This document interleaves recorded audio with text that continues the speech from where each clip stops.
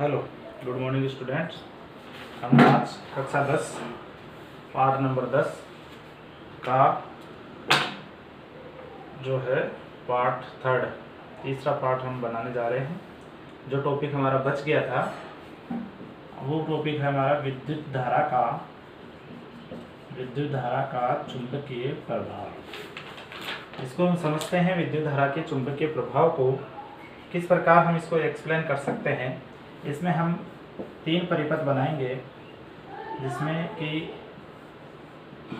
3 परिपथ बनाते हैं, कुंजी लगाते हैं, धारा नियंत्रक लगाते हैं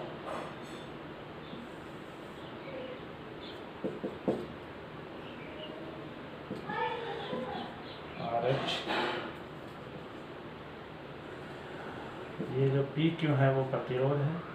इसमें कोई चुंबकीय सुई लगा रखी है N और S। इसके बाद में दूसरा जो परिपथ है वो हम इसी प्रकार का बनाते हैं।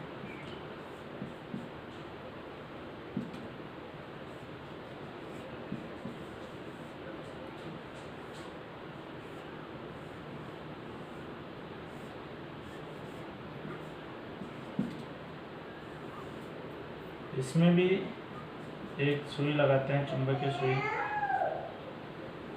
और जो तीसरा परिपथ है वो भी हम सेम बनाते हैं, थोड़ा सा इसमें अंतर करते हैं।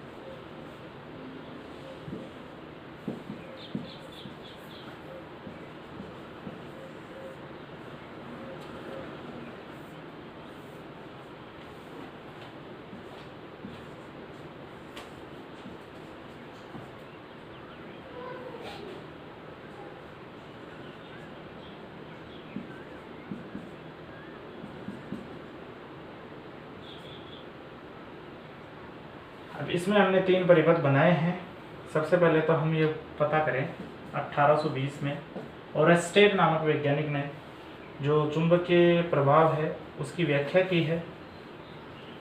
और हमने 3 परिपथ बनाए हैं। पहला जो परिपथ है उसमें बैटरी भी है, कुंजी RS धारा नियंत्रक और एक PQ जो प्रतिरोध है वो है। तब इसमें चुंबकीय सुई में कोई विक्षेपण नहीं आता है। दूसरा जो परिपथ है उसमें चुंबकीय सुई नीचे की ओर चली जाती है, विक्षेपण आ जाता है। और तीसरा जो परिपथ है उसमें चुंबकीय सुई ऊपर की ओर आ जाती है, अर्थात ऊपर की ओर विक्षेपण हो जाता है। इनका कारण क्या है? इसका कारण यह है कि पहले जो परिपथ है उसमें चुंबकीय सुई तो विक्षेपण इसलिए नहीं हो रही है क्योंकि इसमें धारा भी प्रवाहित नहीं हो रही है। धारा प्रवाहित नहीं हो रही है क्योंकि इसमें जो ये जो स्विच है वो क्या है? ऑफ है, ऑफ स्थिति में है, इसलिए चुंबकीय धारा प्रवाहित नहीं हो रही है। इसलिए इसमें जो चुंबकीय सुई में जो विक्षेपण की स्थिति है वो नहीं होगी, विक्षेपण जो है वो नहीं होगा। दूसरे परिपथ में धारा प्रवाहित कर रहे हैं धनात्मक सिरे से ऋणात्मक सिरे की ओर, तो चुंबकीय सुई नीचे की ओर विक्षेपित हो जाती है, उसमें विक्षेपण आ जाता है क्योंकि इसमें चुंबकीय प्रभाव उत्पन्न होता है, जिसके कारण इससे जो चुंबकीय सुई है उसमें विक्षेपण आ जाएगा। तीसरे परिपथ में विद्युत धारा की दिशा बदल दी जाती है। इधर प्लस था पहले, अब इधर प्लस हो गया। चुंबकीय प्लस माइनस की जो दिशा है, देखो तीर का निशान, इसमें ये नीचे की ओर है, इसमें ये ऐसे है, ऐसे आ रही है विद्युत धारा। तो इसमें जो विद्युत धारा की दिशा है वो दूसरी तरफ कर दी गई है, जिसके कारण क्या हो गया है कि चुंबकीय सुई के विक्षेपण की दिशा भी क्या हो गई है? बदल गई है। अर्थात हम कह सकते हैं कि चुंबकीय सुई में विक्षेपण आएगा विद्युत धारा प्रवाहित करने पर, जब प्रतिरोध में धारा चुंबकीय प्रभाव उत्पन्न होगा, इसलिए तो वो उसमें क्या होगा कि धारा की दिशा के अनुसार वो चुंबकीय सुई में विक्षेपण आएगा। इस प्रकार हम विद्युत धारा के चुंबकीय प्रभाव को क्लियर करते हैं। इसके बाद में जो चुंबकीय क्षेत्र की जो दिशा है, चुंबकीय क्षेत्र की जो दिशा है उसका हम अवलोकन करते हैं। उसका अवलोकन करने के लिए हमारे को 2 नियम दिए गए हैं। एक दिया गया है दक्षिणावर्त पेच का नियम, और दूसरा दिया गया है दक्षिण हस्त का नियम दिया गया है। इसमें यह है कि यदि पहला तो है दक्षिणावर्त पेच का नियम। इसका यह है नियम, इस नियम के अनुसार यदि किसी पेच को दक्षिणावर्त पेच को इस प्रकार वर्ताकार घुमाया जाए, जैसे इस प्रकार वर्ताकार हम ऐसे घुमाते हैं, वर्ताकार घुमाते हैं, तो जो पेच की नोक है, पेच की नोक जाएगी इसमें अंदर की ओर, तो पेच की नोक तो विद्युत धारा की दिशा की ओर आगे बढ़े। अगर माने कि अगर ये पेच की नोक जो अंदर की ओर जाएगी वो विद्युत धारा की दिशा है, तो पेच हम किधर घुमा रहे हैं उस दिशा में क्या होगा, चुंबकीय क्षेत्र उत्पन्न होगा। यह है दक्षिणावर्त पेच का नियम। यानी दक्षिणावर्त पेच का नियम यह है कि पेच को जब घुमाते हैं तो पेच अंदर की ओर जाता है, तो अंदर जाने की दिशा यदि हम विद्युत धारा की दिशा को माने तो जिधर हम पेच को घुमा रहे हैं दक्षिणावर्त, उस प्रकार वो चुंबकीय क्षेत्र की दिशा होगी। दूसरा में है दक्षिण हस्त का नियम। इसमें यह है कि यदि कोई धारावाही चालक तार है तो उसको हम इस प्रकार पकड़ते हैं, अपने अंगूठे से दाहिने हाथ से इस प्रकार पकड़ते हैं कि जब अंगूठा किधर है, अंगूठा नीचे की तरफ है, तो इसमें अंगूठा नीचे की तरफ होगा तो ये अंगूठा तो क्या दिखाएगा, विद्युत धारा की दिशा। और अंगुलियां किधर मुड़ी हुई है, ऐसे, यहाँ से ऐसे मुड़ी हुई है, तो वो विद्युत धारा के क्षेत्र की, जो चुंबकीय क्षेत्र उत्पन्न होगा उसकी दिशा को दर्शाएगा। इस प्रकार हमारे ये दोनों नियम जो है दक्षिणावर्त पेच का नियम, दोनों सेम ही है, लगभग दोनों क्लियर हो जाते हैं। इस प्रकार हमारे आती है चुंबकीय क्षेत्र और चुंबकीय क्षेत्र रेखाएं। जैसे कोई चुंबक है, उसमें जो दोनों ध्रुव है S और N, इसमें क्या होता है कि चुंबक के चारों ओर जो है वो चुंबकीय क्षेत्र उत्पन्न होगा। किसी चुंबक के चारों ओर वह क्षेत्र जहां पर उससे चुंबक के प्रभाव को महसूस किया जा सकता है उसे हम चुंबकीय क्षेत्र कहते हैं। चुंबकीय क्षेत्र एक ऐसी राशि है जिसमें दिशा और परिणाम दोनों होते हैं। चुंबकीय क्षेत्र की दिशा जो है सदैव उत्तरी ध्रुव से दक्षिणी ध्रुव की ओर होगी, north and Uttar, south and दक्षिण। तो इसमें जो चुंबकीय क्षेत्र की दिशा होगी वो हमेशा उत्तरी ध्रुव से दक्षिणी ध्रुव की ओर होगी, ऐसे होगी, उत्तरी ध्रुव से दक्षिणी ध्रुव की ओर। इसके अलावा एक चुंबक के लिए चुंबकीय रेखाएं चित्र इसमें दे रखी है, और इसमें चुंबकीय जो बल रेखाएं होती है वो दक्षिणी ध्रुव की ओर जाते हुए और उत्तरी ध्रुव से निकलती हुई प्रतीत होती है। ऐसे ये किसी चुंबक के लिए चुंबकीय क्षेत्र रेखाएं जो होती है वो दिखाई गई है। इसके बाद में आता है आपका नाम विद्युत चुंबकीय प्रेरण। विद्युत चुंबकीय प्रेरण, इसमें क्या होता है कि एक चुंबक होता है S और N, इसमें एक कोई परिपथ होता है और एक कुंडली होती है, तांबे के तार की मान लीजिए एक कुंडली होती है, विद्युत धारा इसमें प्रवाहित होती है। इसके कारण जो किसी कुंडली में, एक कुंडली को धारामापी से जोड़ दिया जाता है, ये एक धारामापी है, चुंबक उसके पास में रख देते हैं, छड़ चुंबक को कुंडली के पास में लाते हैं, ये गैल्वेनोमीटर यहाँ जोड़ देते हैं, धारामापी जिसको हम कह रहे हैं गैल्वेनोमीटर। अब इसमें क्या करते हैं, धारामापी में विक्षेप आता है, धारामापी में इसमें विक्षेपण आता है, ये सीधी रहती है तो इधर घूम जाती है, विक्षेपण आ जाता है, धारामापी में विक्षेप आता है, कुंडली में धारा बहने लगती है, क्योंकि इससे जो चुंबकीय बल रेखाएं होगी वो सीधी इससे निकलेगी, इस कुंडली से निकलेगी, जिसके कारण इसमें विद्युत धारा का प्रभाव उत्पन्न होगा, और विद्युत चुंबकीय प्रभाव उत्पन्न होने के कारण ये इस गैल्वेनोमीटर में विक्षेपण दर्शाएगा। ये जो चुंबक है, ये जो धारा का जो मापन है या धारा का जो मान है वो चुंबक और चुंबक में जो कुंडली के बीच जो सापेक्ष गति हो रही है उस पर निर्भर करता है। चुंबकीय प्रेरण किसे कहते हैं, किसी कुंडली, ये कुंडली जो है किसी कुंडली और चुंबक के बीच सापेक्ष गति के कारण, जो सापेक्ष गति है इसकी रेखाओं के कारण उसमें उत्पन्न विद्युत प्रभाव को क्या कह रहे हैं, विद्युत प्रेरण। इस प्रकार विद्युत चुंबकीय प्रेरण भी कंप्लीट हो जाता है। अब हम हमारी जो दो मेन जो है विद्युत धारा जनित्र के बारे में हम इसमें अब नेक्स्ट टॉपिक में हम पढ़ेंगे, विद्युत धारा जनित्र।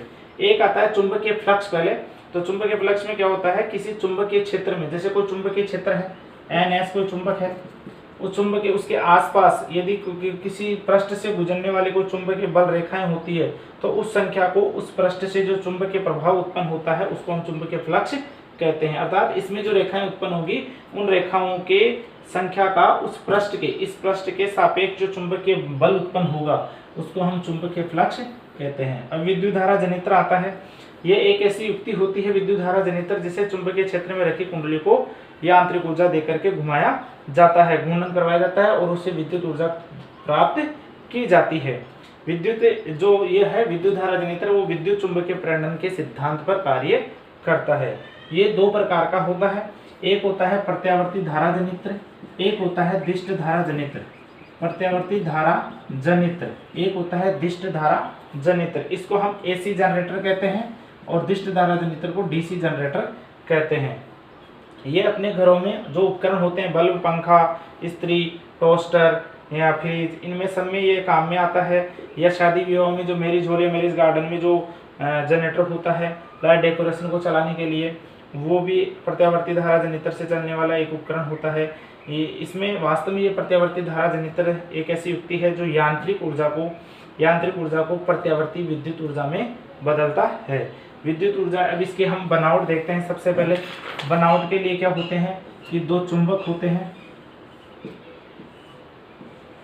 ऐसे दो चुंबक होते हैं और चुंबकों के बीच में एक आर्मेचर होता है, कुंडली होती है। फिर इस कुंडली से दो सर्पी वाले जुड़े हुए रहते हैं,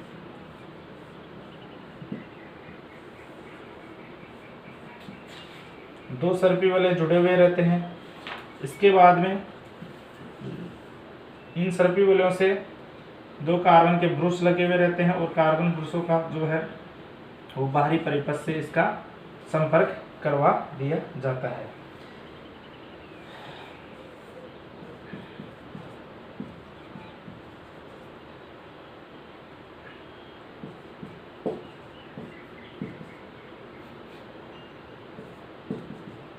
अब इसमें इसकी बनावट हम देखते हैं तो देखो, इसमें सबसे पहले आता है क्षेत्र चुंबक। एक भाग तो आता है क्षेत्र चुंबक का, यानी इसमें शक्तिशाली नाल के आकार के अति शक्तिशाली नाल के आकार का चुंबक होता है NS, जिसको हम क्षेत्र चुंबक कहते हैं। दूसरा होता है आर्मेचर या कुंडली। इसमें कच्चे लोहे के ढांचे पर लिपटी हुई ये जो होती है ABCD, कच्चे लोहे के ढांचे पर लिपटी हुई विद्युत रोधी तांबे के तार की कुंडली होती है, जिसको हम ABCD से व्यक्त करते हैं। तीसरा जो होता है इसका भाग वो होता है सर्पी वलय। ये कुंडली के सिरे A से और D से, A और D को अलग अलग पृथक करने वाली दो धातु से बनी हुई वलय जुड़ी रहती है, S1 और S2। ये वलय कुंडली के घूमने के साथ साथ उससे घूमते हैं। ये कुंडली घूमती है तो उसके साथ साथ ये S1 और S2 भी घूमता है। इसके बाद में इसका चौथा भाग आता है ब्रुश जो B1 और B2 है। इसमें ये कार्बन से या किसी धातु से बनी हुई, ये वाली और ये वाली, कार्बन या किसी धातु की पत्तियों से बने दो ब्रुश होते हैं, जिनका एक सिरा तो वलयों से, इनसे एक सिरा तो इस वलय से जुड़ा हुआ रहता है और दूसरा जो सिरा होता है वो बाहरी परिपथ से संयोजित कर दिया जाता है। अब इसके हम कार्यविधि पढ़ते हैं। जब आर्मेचर को, इस कुंडली को यांत्रिक ऊर्जा देकर के घुमाया जाता है तो कुंडली ABCD से पारित चुंबकीय फ्लक्स में लगातार परिवर्तन होता है। जो ABCD घूमती है तो उसके जो इससे जुड़ा हुआ जो चुंबकीय फ्लक्स होता है इनमें लगातार परिवर्तन होता है, जैसे कुंडली के सिरों के बीच धारा बहती है। जब कुंडली को पहले दक्षिणावर्त घुमाया जाता है, ऐसे जब दक्षिणावर्त घुमाया जाता है, जैसे कि ये कुंडली है, इसको हम ऐसे घुमाएंगे दक्षिणावर्त, है ना, तो या ऐसे को दक्षिणावर्त ऐसे घूमेगा, है ना, ऐसे, तो दक्षिणावर्त ऐसे है तो ऐसे घूमेगा। अर्थात दक्षिणावर्त घुमाते हैं तो कुंडली का तल एक बार तो क्या होता है, जैसे मान लीजिए ये है तो एक बार तो ऐसे लंबवत हो जाएगा, एक तो ऐसे लंबवत हो जाएगा खड़ा, और एक बार ऐसे हो जाएगा पूरा सीधा। तो बार जो तल है चुंबकीय इसका कुंडली का, इस कुंडली का जो तल है वो एक बार तो ऐसे समांतर हो जाएगा, एक बार क्या हो जाएगा, ऐसे लंबवत हो जाएगा। क्योंकि प्रथम आधे चक्कर में, पहला जब ये आधा चक्कर होगा अर्थात AB घूम करके CD की जगह आएगा, CD घूम करके AB की जगह आएगा, तो आधे चक्कर में फ्लक्स की मात्रा घटती है। इस प्रकार आधे घूर्णन में धारा की दिशा, जब आधा घूर्णन होता है AB CD की जगह और CD AB की जगह आता है, तो आधे घूर्णन में धारा की दिशा बाह्य परिपथ में पहले तो क्या होती है, दक्षिणावर्त, पहले तो धारा की दिशा दक्षिणावर्त हो जाएगी ऐसे, और फिर हो जाएगी वामावर्त, वापस उल्टी वामावर्त हो जाएगी। अर्थात प्रथम आधे चक्कर में जो धारा बहेगी, जब पहला आधा चक्कर होगा इसका, ये पूरा ऐसे गोल गोल नहीं घूमता, पंखे के जैसे गोल गोल नहीं घूमता, केवल ये क्या करता है, जैसे ऐसे है, ये AB है, ये CD है, तो ये घूम करके ऐसे हो जाएगा, फिर वापस ऐसे आएगा, ऐसे ही घूमेगा, बिल्कुल गोल नहीं घूमेगा। तो पहले आधे चक्कर में धारा की दिशा क्या होगी, B1 से B2 की ओर, पहले आधे चक्कर में धारा की दिशा होगी B1 से B2 की ओर, और शेष जो आधा चक्कर होगा उसमें वापस धारा की दिशा हो जाएगी B2 से B1 की ओर। इस प्रकार आर्मेचर के पूर्व घूर्णन में, जब आर्मेचर पूर्व घूमता है, मतलब एक चक्कर पूरा कर लेता है, तो उसके घूर्णन में निश्चित कालांतर के बाद धारा की दिशा हमेशा क्या रहती है, बदलती रहती है। इस दौरान धारा का मान भी बदलता रहता है, नियमित रूप से बदलता है। इसे ही हम क्या कहते हैं, प्रत्यावर्ती धारा कहते हैं। भारत में प्रत्यावर्ती धारा की जो आवृत्ति होती है वो 50 हर्ट्ज होती है। धारा की जो आवृत्ति होती है वो 50 हर्ट्ज होती है। अर्थात ये जो आर्मेचर है वो 1 सेकंड में, हर्ट्ज का मतलब है कंपन प्रति सेकंड, हर्ट्ज का मतलब हो गया कंपन प्रति सेकंड, अर्थात 1 सेकंड में वो कितनी बार घूमेगा, 50 चक्कर लगाएगा, 50 चक्कर लगाएगा एक बार में, इतना तेजी से घूमेगा। तो उसी के कारण जो धारा की दिशा है वो हमेशा फिर नियमित बन जाती है B1 से B2 की ओर। प्रत्यावर्ती धारा जनित्र में उत्पन्न धारा का मान है वो कुंडली की कुंडली में फेरों की संख्या, यानी इस कुंडली में कितने तार के फेरे लपेटे हुए हैं, कुंडली का क्षेत्रफल कितना है, घूर्णन वेग कितना हो रहा है और चुंबकीय क्षेत्र की जो तीव्रता है वो कितनी है, उन पर डिपेंड करता है कि कितनी तेजी से ये घूमेगा और कितनी इसमें विद्युत धारा प्रवाहित होगी। इस प्रकार ये प्रत्यावर्ती धारा जनित्र कंप्लीट हो जाता है। इसके बाद में इसी का दूसरा भाग आता है, वो आता है दिष्ट धारा जनित्र। दो भाग आते हैं, एक तो प्रत्यावर्ती धारा जनित्र का जो कंप्लीट हो गया, एक दूसरा है दिष्ट धारा जनित्र। दिष्ट धारा जनित्र को हम डीसी बोलते हैं। ये भी एक ऐसी युक्ति है जो विद्युत ऊर्जा को, जो यांत्रिक ऊर्जा को विद्युत ऊर्जा में बदलती है। वो प्रत्यावर्ती विद्युत ऊर्जा में बदल रही थी, ये डायरेक्ट विद्युत ऊर्जा में बदलती है। इससे धारा की दिशा लगातार समय के साथ क्या रहती है, नियत रहती है। इसमें सेम वैसी ही संरचना होती है, थोड़ा सा फर्क होता है, केवल ज़्यादा फर्क इसमें अंतर नहीं होता इसकी बनावट के अंदर। ये तो वही चुंबक होते हैं और सेम इसके अंदर जो है वो ABCD जो है कुंडली आर्मेचर, वो भी इसके अंदर पाई जाती है। इसके बाद में इसके जो दो सिरे होते हैं, ए का सिरा और सी का सिरा, तो इसमें क्या रहते हैं, धातुओं से बनी हुई दो वलय इसमें इस प्रकार जुड़ी हुई रहती है। उसमें गोल एक सिर में जुड़ी हुई थी, इसमें इस प्रकार से जुड़ी हुई रहती है, जिनको हम कम्यूटेटर कहते हैं। क्या कहते हैं, कम्यूटेटर, या इसको हम कहते हैं विभक्त वलय दिक् परिवर्तक। जो ये तो है C1, यह है C2, और इससे कार्बन की बुर से जुड़ी हुई रहती है B1 और B2। इस प्रकार ये कार्बन की बुर से जुड़ी रहती है और उनको हम भारी परिपथ से संयोजित कर देते हैं। केवल ये इतना सा अंतर रहता है, उसमें S1 S2 सर्पी वलय होते हैं, इसमें C1 और C2 है तो धातु की बनी हुई होती है, गोल वलय के आकार के होते हैं, जिनके दो भाग किए हुए रहते हैं C1 और C2, और उन्हीं से B1 और B2 जो ब्रुश है वो जुड़े हुए रहते हैं। इसकी जो कार्य प्रणाली है वो है, जब आर्मेचर को चुंबकीय क्षेत्र के अंतर्गत घुमाया जाता है तो इसमें भी क्या होता है, चुंबकीय फ्लक्स, इनमें जो चुंबकीय फ्लक्स होता है उसमें लगातार परिवर्तन होता है, जिससे ब्रुश जो है B1 और B2 की स्थितियां इस प्रकार समायोजित होती है कि कुंडली में धारा की दिशा बदलती है, लगातार बदलती रहती है। ये भी उसी प्रकार घूमेगा, आधा आधा घूर्णन करेगा, ऐसे ही पूरा घूर्णन नहीं करेगा। और इसमें क्या होता है कि जब धारा की दिशा बदलती है तो जो ब्रुश होते हैं B1 और B2, इनका क्या रहता है कि ये आर्मेचर के साथ साथ ये C1 और C2 भी घूमता है, जिस प्रकार उसमें S1 और S2 घूम रहा था। तो इसमें क्या होता है, कम्यूटेटर का एक भाग से हट करके जो ब्रुश होते हैं वो दूसरे भाग पर आ जाते हैं। बाह्य परिपथ की धारा की दिशा समय के साथ बदलती रहती है, अर्थात ये घूमेगा तो ये C1 तो हट करके B के पास में आ जाएगा, C2 हट करके B1 के पास में आ जाएगा, आधा घूर्णन होगा, फिर वापस वो वैसी स्थिति में आएगा। प्रथम आधे चक्र में प्रेरित धारा की दिशा इस प्रकार होती है, कि कुंडली C1 से जुड़ा सिरा ये धनात्मक रहता है, ये ऋणात्मक रहता है। C1 वाला धनात्मक रहता है, C2 वाला ऋणात्मक रहता है। इस स्थिति में ये धनात्मक है तो ये भी धनात्मक होगा, ये ऋणात्मक है तो ये भी ऋणात्मक होगा। तो B2 तो ऋणात्मक और B1 ऋणात्मक होते हैं। अगले आधे चक्र में कुंडली में धारा की दिशा, ये तो पहला आधा चक्र हो गया, अगला जैसे ही आधा चक्र होगा तो धारा की दिशा जैसे ही बदलती है तो C1 ऋणात्मक, ये घूम करके इधर आ जाएगा। C1 किसके जगह आ जाएगा, C2 की जगह, और C2 किसकी जगह आ जाएगा, C1 की जगह। तो C1 किस में हो जाएगा, ऋणात्मक, और C2 किस में हो जाएगा, धनात्मक हो जाएगा। C1 ऋणात्मक और C2 धनात्मक हो जाते हैं, लेकिन कुंडली के घूमने के कारण C1 घूमकर, कुंडली जब घूमती है तो C1 घूम करके कहाँ आ जाता है, C2 के स्थान पर, और C2 घूम करके किसके स्थान पर आ जाता है, C1 के स्थान पर आ जाता है। इस प्रकार अतः B1 जो B1 होता है, ये B1 जो होता है वो तो हमेशा धनात्मक रहेगा, और B2 हमेशा किस में रहेगा, ऋणात्मक में रहेगा। घूमेगा कौन, C1 और C2 कभी ऋणात्मक रहेगा, कभी धनात्मक रहेगा। अब इस प्रकार पूर्ण चक्र में बाह्य परिपथ में धारा की दिशा, जो बाह्य परिपथ में जो दिशा जाएगी वो B1 से B2 की ओर ही जाएगी, क्योंकि इनमें ही धारा की दिशा बदलती रहती है, इनमें नहीं बदलती। इस प्रकार हमारे ये दोनों जो टॉपिक थे, दिष्ट धारा और प्रत्यावर्ती धारा जनित्र का, वो भी हमारा कंप्लीट हो गया है। अभी इनसे संबंधित कुछ क्वेश्चन हैं तो उनका हम समाधान जो है, जैसे आपको कोई समस्या हो इस पार्ट के अंदर तो वो भी आप बता सकते हैं। इसमें कुछ क्वेश्चन थे वो हमने हल भी करवाए थे, अब पार्ट के पीछे और कुछ क्वेश्चन दे रखे हैं तो उनको हल करने की कोशिश करें, और बाद में हमें कमेंट बॉक्स में बताएं अगर कोई समस्या आती है। इस पार्ट से अगर कोई समस्या है और तो वो भी हमें ज़रूर बताएं, आपकी समस्या का ज़रूर समाधान होगा। अब हम जो नेक्स्ट टॉपिक स्टार्ट करेंगे वो कार्य, ऊर्जा और शक्ति से संबंधित पार्ट नंबर 11 स्टार्ट करेंगे। और उससे पहले आप पार्ट नंबर जो 10 है उसकी क्लियरिटी कंप्लीट करें। जो भी समस्या आ रही हो उसको आप ज़रूर बताएं, कोई कमी रह गई हो उसको भी हमें ज़रूर अवगत करवाएं। धन्यवाद।